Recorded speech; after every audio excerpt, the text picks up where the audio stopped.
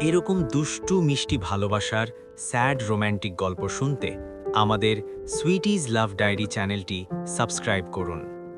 গল্পের নাম ভাঙনের পরেও ভালোবাসা, পর্ব ১, যেদিন সব শেষ হয়ে যায়। বিকেলটা অদ্ভুত রকম চুপচাপ ছিল।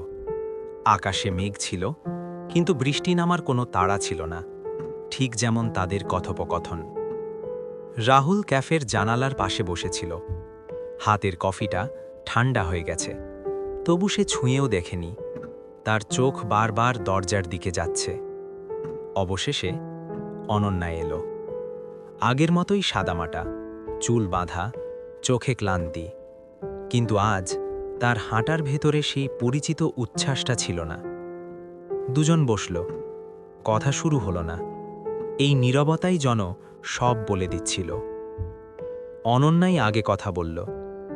রাহুল, আর টানতে পারছি না। রাহুল কিছু বলল না। সে জানত এই বাক্যটার পর আর কিছুই আগের মতো থাকে না। আমরা চেষ্টা করেছি, অনন্যা ধীরে বলল, কিন্তু শুধু ভালোবাসা থাকলেই সব হয় না। রাহুলের বুকের ভেতর কোথাও একটা মোচড় দিল।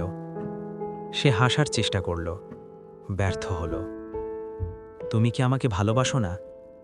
প্রশ্নটা বেরিয়ে এলো নিজের অজান্তেই। অনন্যা চোখ নামিয়ে ফেলল। ভালোবাসি বলেই তো এত কষ্ট হচ্ছে। এই কথাটাই ছিল সবচেয়ে ভয়ঙ্কর।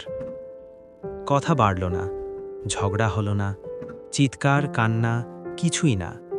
শুধু দুজন মানুষ যারা বুঝে গেছে একই পথে আর হাঁটা যাবে না।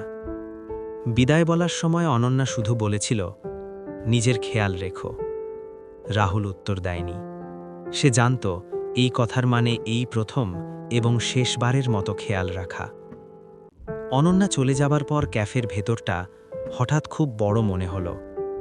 রাহুল অনেকক্ষণ বসেছিল, তারপর উঠে দাঁড়াল। বাইরে তখন বৃষ্টি শুরু হয়েছে।